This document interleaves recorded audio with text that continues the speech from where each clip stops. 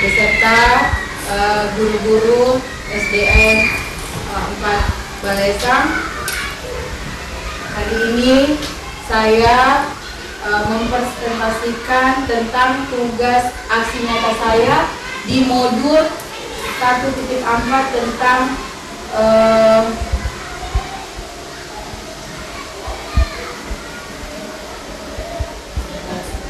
budaya positif, tentang budaya positif.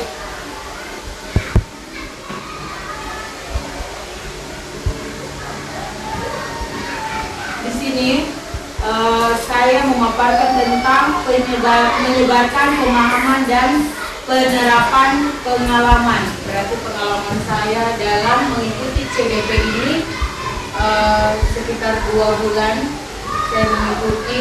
Jadi pengalaman saya memaparkan kepada teman-teman sekalian di budaya positif ini. Yang pertama-tama tentang apa itu budaya positif. Budaya positif adalah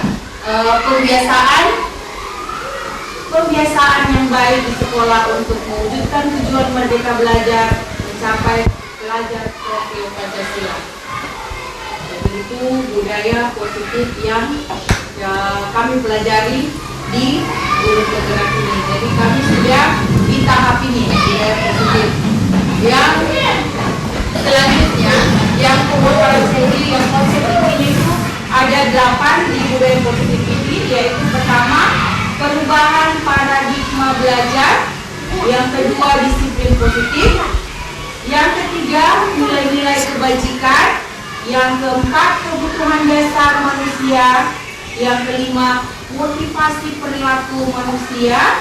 Yang keenam, posisi kontrol guru. Yang ketujuh, keyakinan kelas. Dan yang terakhir, segitiga restitusi. Jadi di sini akan saya jelaskan satu persatu tentang konsep inti budaya positif yang ada di lingkungan sekolah kita. Yang pertama yaitu perubahan paradigma belajar.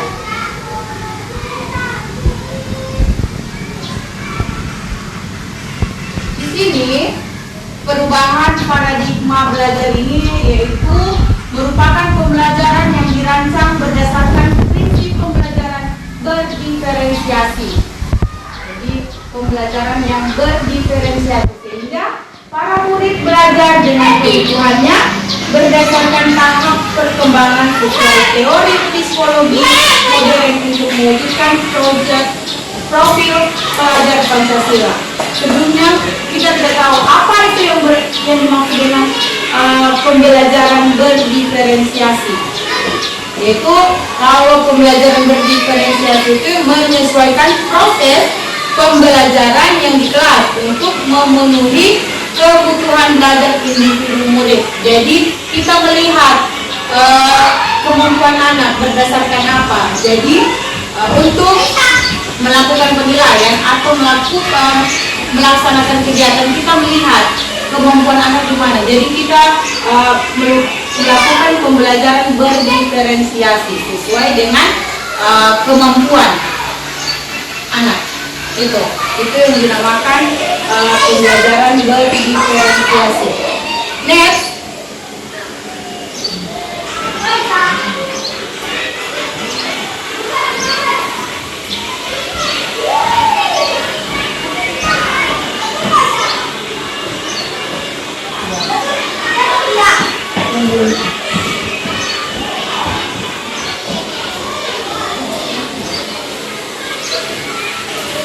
Begitu ya, ini lagi.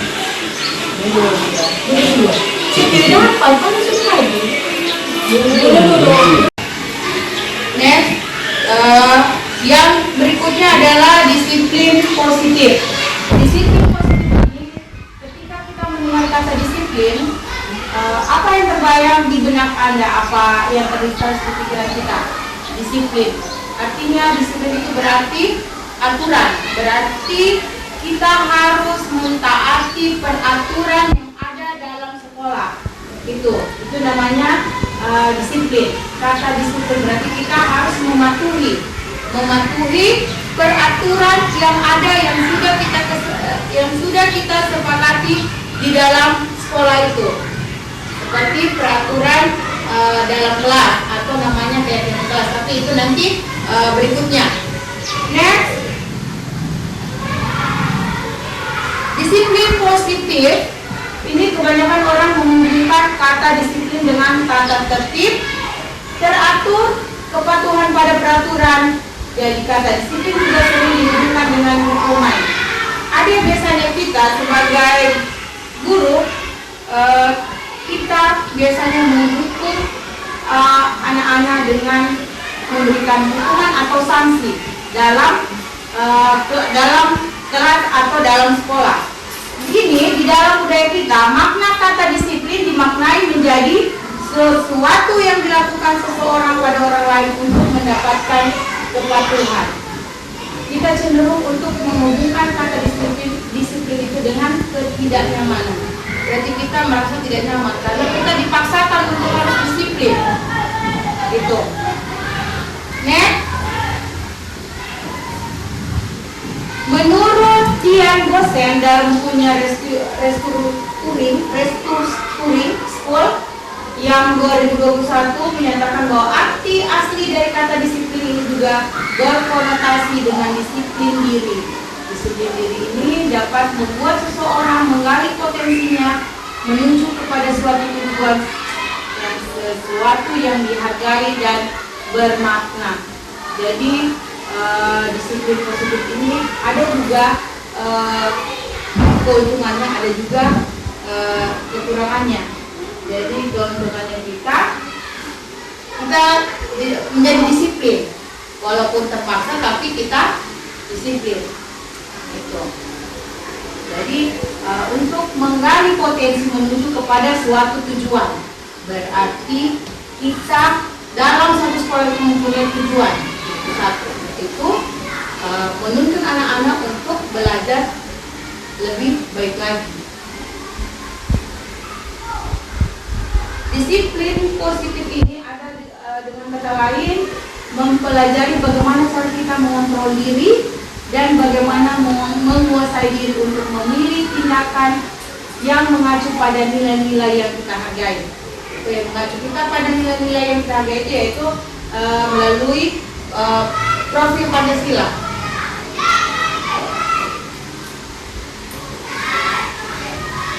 Disiplin positif ini juga mempunyai tujuan, yaitu menciptakan anak-anak yang memiliki disiplin diri sehingga mereka bisa berperilaku dengan mengacu pada nilai-nilai kebajikan universal dan memiliki motivasi intrinsik bukan ekstrinsik.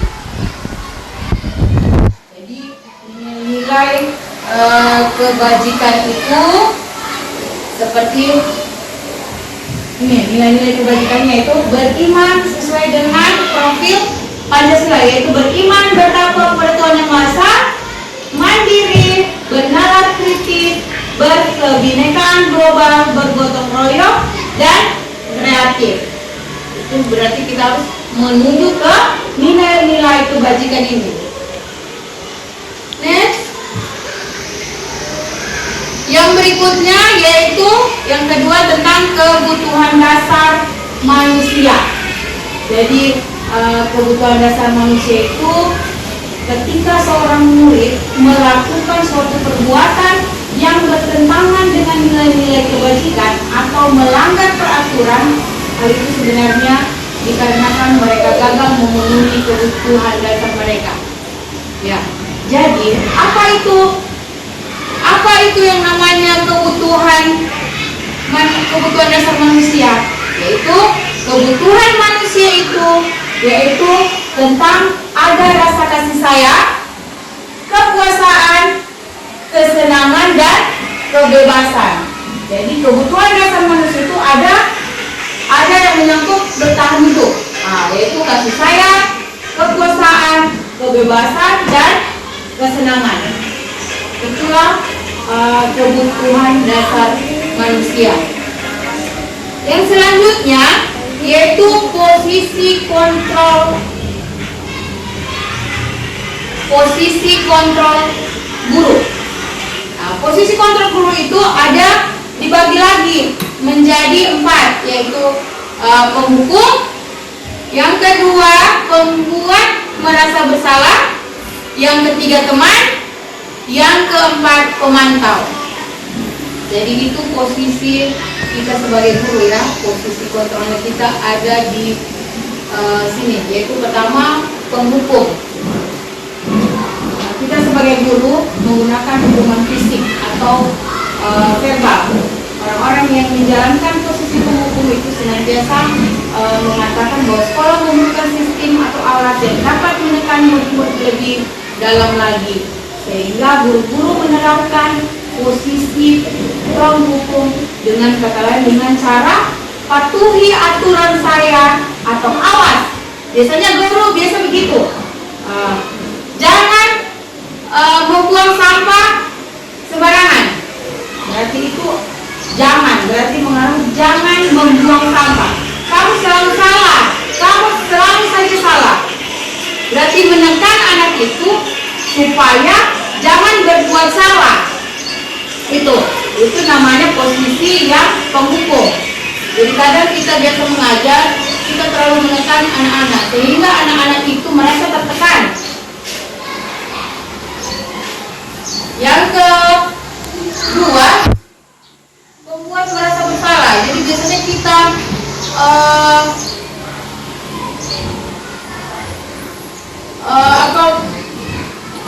biasanya kita kalau ada anak-anak yang bersalah, lembut tapi menusuk.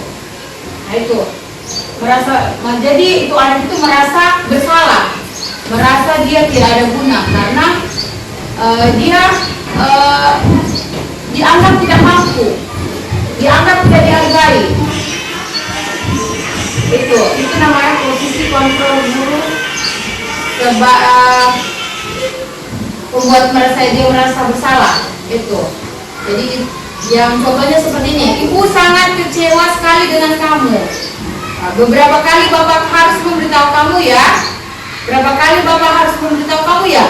Nah, jadi itu pengulangan itu sehingga anak menjadi merasa bersalah, merasa dia tidak ada harganya di depan teman-teman lain. Yang ketiga, kita sebagai guru, sebagai teman kepada murid. Posisinya kita sebagai guru berteman sama murid, begitu kira-kira. Nah, guru pada posisi ini tidak akan menyakiti murid, namun akan tetapi berupaya mengontrol melalui persuasi. Melalui persuasi itu misalnya begini, ada anak membuat kasus, tapi karena dia merasa si guru ini punya kedekatan, dia merasa bahwa ada yang membela dia. Jadi pada saat guru lain menekan dia atau memberitahu ke dia tentang apa yang dia lakukan, dia merasa posisinya aman. Karena apa? Ada guru lain yang membantu dia. Itu namanya posisi kontrol guru sebagai teman. Nah, biasanya kan guru, ayo bantulah demi bapak. Kamu selalu berkota, nanti ibu dimarah kepala sekolah. Itu salah satu contohnya ya. Yang terakhir yaitu posisi kontrol pemantau. Pemantau ini sama dengan mengawasi. Pada saat kita mengawasi, kita bertanggung jawab atas perilaku orang-orang yang kita awasi. Posisi ini berdasarkan peraturan dan konsekuensinya apa yang kita lakukan dengan menggunakan sanksi dan memisahkan hubungan pribadi kita dengan murid, sehingga seorang yang menjalankan posisi pemantau itu akan ada pertanyaan-pertanyaan yang seorang pemantau seperti begini. Peraturannya apa? Apa yang telah kamu lakukan? Sanksi apa? Dan apa konsekuensinya? Nah, gitu. Itu contoh dari pemantau, seorang pemantau. Jadi guru itu yaitu pemantau. Guru sebagai pemantau sangat mengandalkan penghitungan catatan data dan dapat digunakan sebagai bukti atas perilaku muridnya. Yang terakhir yaitu posisi kontrol manajer. Kita sebagai guru adalah sebagai manajer, terutama untuk kesuksesan murid kita, yaitu posisi manajer. Posisi manajer ini di mana guru berbuat sesuatu bersama dengan murid, mempersilahkan murid, mempertanggungjawabkan perilakunya, mendukung murid agar dapat menemukan solusi atas permasalahannya sendiri. Sehingga tugas seorang manajer itu bukan untuk mengatur perilaku seseorang, tapi membimbing murid untuk dapat mengatur dirinya. Jadi perlu kita sadari tujuan akhir dari posisi kontrol seorang guru itu, yaitu pertama pencapaian posisi manajer, di mana posisi inilah murid dapat menjadi mandiri, merdeka, dan bertanggung jawab atas segala perilaku dan sikapnya, yang pada akhirnya dapat menciptakan lingkungan yang positif, nyaman, dan aman. Yang selanjutnya tentang keyakinan kelas. Nah, ini keyakinan kelas kita di dalam kelas kita masing-masing. Jadi keyakinan ini adalah nilai-nilai kebajikan universal yang disepakati secara tersirat dan tersurat, lepas dari latar belakang suku, negara, bahasa maupun agama. Jadi kita di dalam kelas itu ada namanya kesepakatan kelas. Setiap kelas mempunyai itu. Apa kesepakatan kelas? Jadi kalau sudah ada kesepakatan kelas, ada yang melanggar, kita bisa menegurnya dengan kita sudah ada keyakinan kelas, ada kesepakatan kelas kita. Jadi kita tidak boleh melanggar apa yang sudah kita komitmen, atau kita ini sama dengan tersurat, berarti yang tertulis yang ada di dalam kelas kita. Yang terakhir yaitu segitiga restitusi. Segitiga restitusi ini sama dengan kasus yang ada di sekolah kita. Restitusi adalah proses menciptakan kondisi bagaimana murid untuk memperbaiki kesalahan sehingga mereka dapat kembali ke kelompok mereka dengan karakter yang lebih kuat. Jadi di sini yang penting dalam segitiga restitusi ini ada 3 yang penting, yaitu pertama validasi tindakan yang salah, menstabilkan identitas, dan menanyakan keyakinan. Jadi kalau validasi tindakan yang salah itu yaitu dengan pertanyaan, kamu tentu punya alasan mengapa melakukan itu. Kalau kita ada kasus, jadi kita memberitahukan kenapa kamu tentu punya alasan kenapa melakukan itu. Misalnya ada yang lambat ke sekolah atau tidak mengerjakan PR, ada bahasa-bahasa yang tertentu, yaitu validasi tindakan yang salah. Kalau menanyakan keyakinan, yaitu keyakinan kelas apa yang telah kita sepakati dan kamu ingin menjadi orang yang seperti apa. Sedangkan untuk menstabilkan identitas itu, setiap orang pasti pernah melakukan kesalahan. Dan ada juga yang bisa, kamu bukan satu-satunya yang bisa melakukan ini. Jadi itu adalah segitiga restitusi dalam menangani kasus-kasus yang ada di kelas atau di sekolah kita. Demikianlah pemaparan saya dalam budaya positif ini. Semoga apa yang siapa tahu ada yang bertanya, silakan. Kalau tidak ada, saya tutup pemaparan yang saya paparkan hari ini. Semoga bermanfaat buat kita semua. Saya akhiri, wabillahi taufiq wal hidayah. Wassalamualaikum warahmatullahi wabarakatuh.